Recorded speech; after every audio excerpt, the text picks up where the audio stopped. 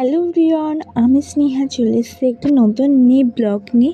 সেদিন গেছিলাম অন্নপূর্ণা মন্দিরে, তো তাই সেটার একটা ভিডিও করে নিচ্ছি। দেখো কী সুন্দর লাগছে অন্নপূর্ণা মন্দিরটা, আর লাইটের জন্য আরও বেশি সুন্দর লাগছে। যেহেতু তার আগের দিন অন্নপূর্ণা পুজো হয়ে গেছে, তার কারণে এখানে একটু অনুষ্ঠানও হচ্ছিল আর কি। তো আমরা প্রথমেই মন্দিরের দিকে ঢুকে গেলাম, তারপর সন্ধ্যা আরতি হচ্ছিল। কিছুক্ষণ ওখানে দাঁড়িয়ে থাকার পরে তারপরে মন্দিরের পেছনের দিকটায় গেছি। তো ওখানে প্রচণ্ড কি সুন্দর যে লাগছিল কি বলবো। তো এখান থেকে আবার পেছন দিক দিয়ে আরেকটা গেট আছে, সেই দিক দিয়ে বেরিয়ে গেলাম। বেরিয়ে গঙ্গার দিকে গেলাম, গঙ্গার ঘাটের দিকে। তো এই দেখো গঙ্গার ঘাটটাও খুব লাইট টাইট আছে, বেশ সুন্দরই লাগছিল গঙ্গা। আর তখন ঠিক জোয়ার আসছিল, আর জোয়ারের সময় গঙ্গাটা তো আরও সুন্দর লাগে। তো এখানে অনেক কিছু মানুষ এখানে বসে সময় কাটাচ্ছিল।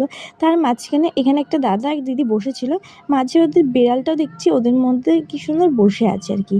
আর এই কুকুরটা দেখতে পাচ্ছি, কুকুরটা সব প্রসাদগুলো নিচ থেকে খুঁটে খুঁটে খাচ্ছিল, আর সবাই ওকে প্রসাদও দিচ্ছিল আর কি। তারপরে চলে আসলাম আমরা ব্যারাকপুরে এসে এখান থেকে আইসক্রিম নিয়ে নিলাম নিজেদের পছন্দ মতন করে।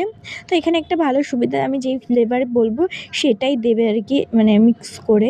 তো ওটা খাওয়ার পরে তারপরে বাড়ির দিকে চলে আসলাম। আর এখানে একটা সেলিব্রিটি মুদিখানার দোকান আছে, তো সেটার একটা ভিডিও করে নিলাম। উনিও আমাদেরকে দেখে হট করে তাকিয়ে পড়েছে, আবার আমিও তাকিয়ে পড়েছি, তো একটা ভিডিও করে নিলাম। তোমাদের ভিডিও ভালো লাগে